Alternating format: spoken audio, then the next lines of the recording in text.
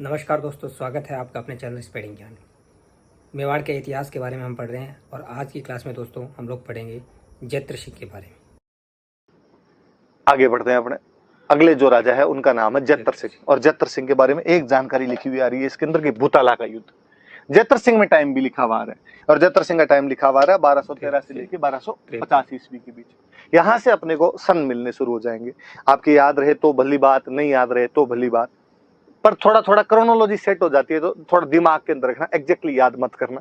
किसी टाइम में ऐसा कहा जाता था कि हिस्ट्री में सन ही पूछे जाते हैं, और जो क्वेश्चन भी आते हैं उनके अंदर सन के खूब सारे क्वेश्चन हुआ करते थे। पर आजकल आप नहीं देखोगे, ऐसे सन के क्वेश्चन कम आते हैं, तो आपको सन याद नहीं रखने। आपको खूब सारे लोग मिलेंगे जो हिस्ट्री के बारे में डराएंगे, और आप कहेंगे यार इतने सन याद करने हैं, और अपने हिस्ट्री के बारे में तो कभी कहा करते थे कि हिस्ट्री तुम बड़ी बेवफा, रात को याद की और सुबह सब सफा।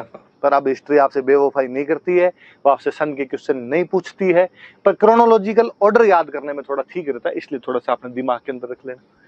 अब ये जो जैत्र सिंह, और यहाँ से इसलिए मिलने लग जाते हैं कि यहाँ से मुस्लिम राजा आ गए थे। मुस्लिम राजाओं की खुद की हिस्ट्री लिखवाने का एक पूरा पैटर्न था, और उनके सन के आधार पर हमने हमारे वाले सन भी तय करने शुरू कर दिए।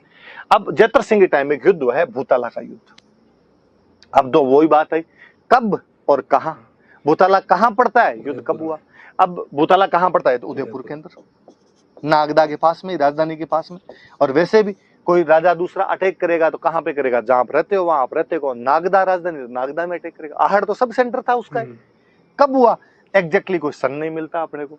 कोई किताब लिखती है 1222, कोई लिखता है 1229, कोई लिखता है 1222 से 1234 के बीच में कभी हुआ होगा, तो एग्जैक्टली कहीं मिलता नहीं। पर फिर भी इस बार जो अपने 10th की नई किताबें आई है उन्होंने लिख रखा है 1227। तो अपने क्या माना जाए, तो अपने 1227 मान लिया जाए। पहले तो खूब कंफ्यूज ही रहते थे कि यार क्या मानना है क्या नहीं मानना है, अलग अलग किताबें अलग अलग कहती है। तो मैं तो खुद भी 1234 मान लिया करता था। लेकिन अब की बार वाली किताबों में जब उसने एग्जैक्ट लिख रखा है, तो अपने वो एक प्रूफ है, अपने पास एविडेंस है कि इसका सन क्या मानना है, तो 1227 ईस्वी। तो भूताला उदयपुर में पड़ता है, 1227 में युद्ध किसके बीच में, तो जैत्र सिंह तो हो गई। जैत्र सिंह का युद्ध हुआ इल्तुतमिश के साथ। अब बात है साहब इल्तुतमिश कहां का राजा, तो कहा इल्तुतमिश दिल्ली का राजा, दिल्ली का सुल्तान। आप जब मिडिवल हिस्ट्री पढ़ोगे तो और पढ़ोगे कि कुतुबुद्दीन ऐबक राजा बना था। कुतुबुद्दीन ऐबक जब मरा तो बीच में थोड़े से टाइम के लिए आराम शाह को बनाया, लेकिन इल्तुतमिश एक बड़ा कमांडर था, उसने उस आराम शाह को हटा दिया और वो आके राजा बन जाता है। अच्छा चलो, आपने इल्तुतमिश का नाम नहीं सुना होगा, तो आपने एक सुना होगा कि एक महिला राजा बन गई थी दिल्ली में, रजिया बेगम, रजिया सुल्तान। आपने सुना रजिया फंस गई गुंडों में, ऐसी जो बातें सुनते हैं। वो जो रजिया सुल्तान थी उसके पापा ही इल्तुतमिश थी। इल्तुतमिश ने यहाँ पर आक्रमण कर दिया। प्रत्येक राजा अपने साम्राज्य का विस्तार करना चाहता है, इल्तुतमिश भी अपने साम्राज्य का विस्तार करना चाहता था, और इल्तुतमिश ने नागदा पर अटैक कर दिया। नागदा का राजा कौन, तो जैत्र सिंह। नागदा के पास में एक जगह पड़ती है भूताला, जैत्र सिंह आक्रमण रोकने के लिए वहां भूताला गया, वहां पे लड़ाई हुई इनके बीच में। और वैसे तो आप कहावत सुनते हो रजिया गुंडों में फंस गई, यहाँ रजिया के पापा फंस गए, और भाई साहब आपके जैत्र सिंह ने इल्तुतमिश को भगा भगा के मारा था यहाँ पे। तो भूताला वाले युद्ध के अंदर कोई जीता था, तो जीता कौन था, तो याद रखना कि जैत्र सिंह जीत गया था। देखो बड़ी बात है कि अपने राजस्थान के एक राजा ने दिल्ली के राजा को हरा दिया था। राजस्थान में कहां का राजा, तो मेवाड़ का। कौन राजा, तो जैत्र सिंह। किसको हरा दिया, इल्तुतमिश। इल्तुतमिश कहां का राजा, दिल्ली का।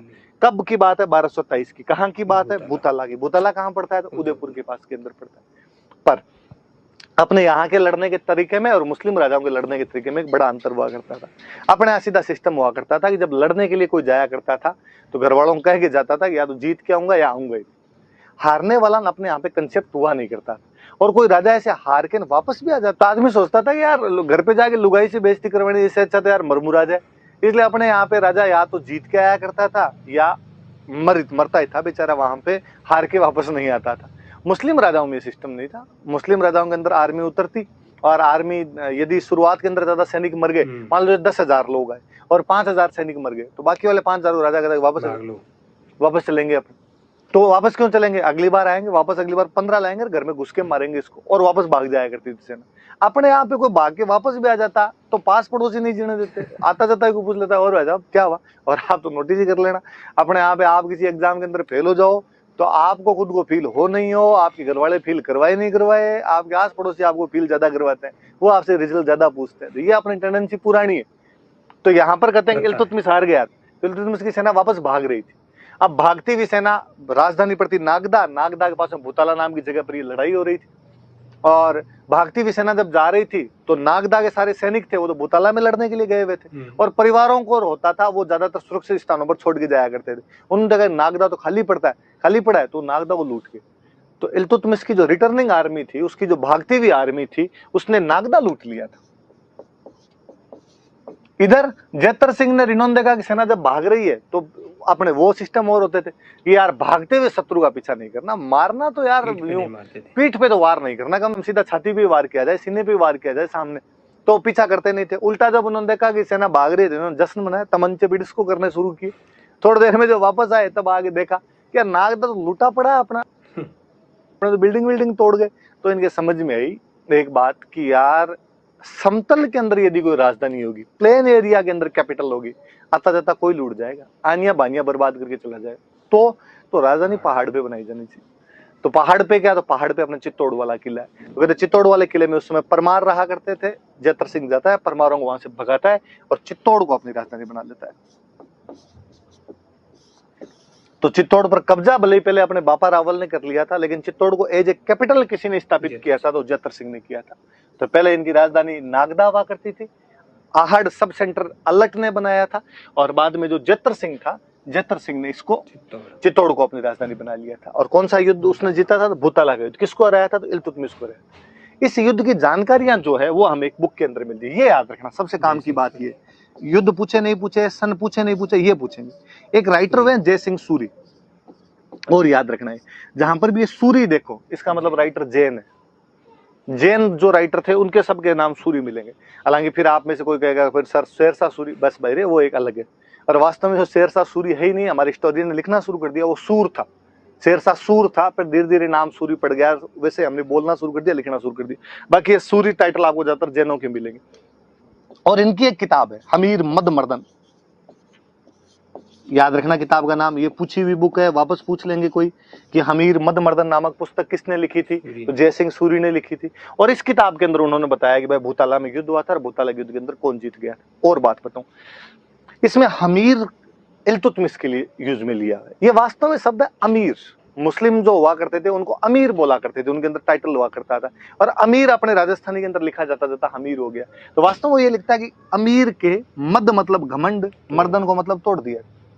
या आप कह दोगे हमीर यहाँ पे इल्तुतमिश है, तो इल्तुतमिश के घमंड को तोड़ दिया किसने, तो जैतर सिंह ने। कौन से युद्ध के अंदर, तो भूताला के युद्ध के अंदर। पर जय सिंह सूरी अलग आदमी।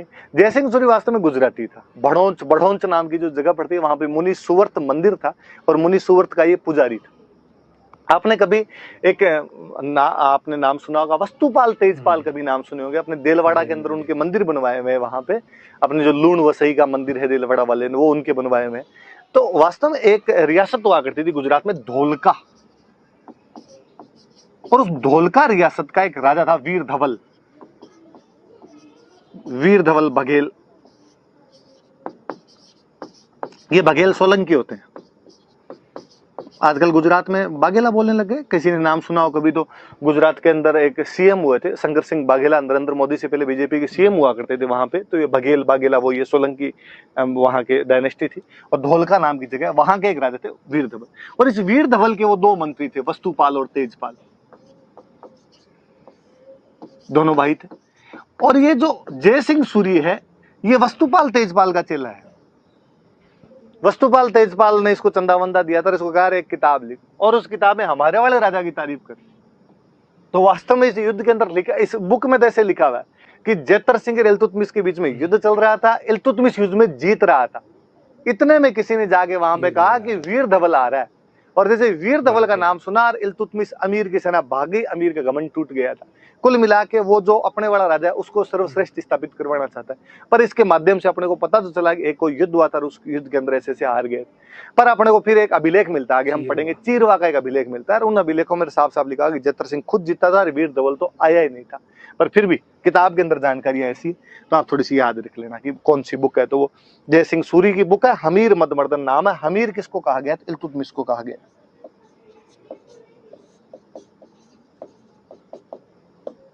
इल्तुतमिश के अंदर फिर जैतर सिंह का शासनकाल खूब अच्छा माना गया। अपने इतिहासकारों ने इनकी खूब तारीफें की। इनका जो टाइम पीरियड उसके लिए कहा जाता है कि वो जो मिडिवल मेवाड़ था उसका गोल्डन एरा है। कोई पूछे कि किसके शासनकाल को मध्यकालीन मेवाड़ का स्वर्णकाल माना जाता है, तो वो जयतर सिंह का शासनकाल माना जाता है। अपने जो गौरीशंकर हीराचंद ओझा जो हिस्टोरियन हुए हैं, उन्होंने खूब सारी तारीफें की और उन्होंने कहा है कि उस समय दिल्ली के जो सुल्तान थे, गुलाम वंश के सुल्तान थे, उनके समकालीन कोई राजा था तो जयतर सिंह था। वो बड़ा बलवान आदमी था और उसके विरोधियों तक ने उसकी तारीफें की, उसकी बहुत प्रशंसाएं की गई। तो ये अपने जयतर सिंह वाली बात याद रख लेना कि जयतर सिंह बुताला के युद्ध में जीतता है, 1227 में युद्ध हुआ था, इल्तुतमिश को रहता है। किताब का नाम याद रखना कि जय सिंह सूरी किताब है, अमीर मदमर्दन। तो ये आज की क्लास अपनी, आज में हमने ये बातें पढ़ी थी। एक थोड़ा सा पीछे मैं बताना भूल गया, वापस बता दूं आपको एक बात और थोड़ी सी, कि ये देखो हम एक राजा के बारे में पढ़ रहे थे, अल्लट। अल्लट का मैं एक नाम बताना भूल गया आपको। अपने जो मेवाड़ की ख्यातें हैं उसके अंदर अल्लट का एक नाम और मिलता है। अल्लट का नाम है अल्लू रावल। अब ये नाम कोई पूछ ले, वैसे नहीं कोई क्वेश्चन आना चाहिए, पर फिर भी आपको बुक में देखकर फिर आपको लगेगा ले यार ये तो अपने को आज की क्लास में बताया नहीं। ये राजस्थान है जी। अपने हर किसी का नाम बिगाड़ के बोलने की आदत होती है। अल्लट बाबड़ा टाबर रहा होगा तो नाम अल्लू रहा होगा, बड़ा हो गया राजा बना, तो किसने पूछा रावल कौन बन गया, राजा को रावल बोलते थे। रावल जी कौन बने, रावल जी कौन बने, तो अल्लू बन गया, इसलिए नाम अल्लू रावल मिल जाता। तो आज हमने बेसिकली क्या क्या चीजें पढ़ी, तो हम और जयतर सिंह में याद रखने वाली एक बात, भूतला का युद्ध और उसकी वो तारीफें थोड़ी याद कर लेना कि मध्यकालीन मेवाड़ का स्वर्णकाल कहा जाता है। जय सिंह सूरी की किताब याद करना, हमीर मदमर्दन। ये भी याद रखना कि यहाँ पे हमीर का मतलब इल्तुतमिश है, कि हमीर मतलब इल्तुतमिश, मद मतलब घमंड, मर्दन मतलब तोड़ दिया। इल्तुतमिश की घमंड को तोड़ दिया। और किसने तोड़ दिया? बुक क्या कहती है? तो बुक कहती है कि गुजरात में धोलका नाम की जगह, वहां का राजा था वीर धवल बघेल, उसने आके तोड़ दिया था। वो बात मैंने आपको बताई थी।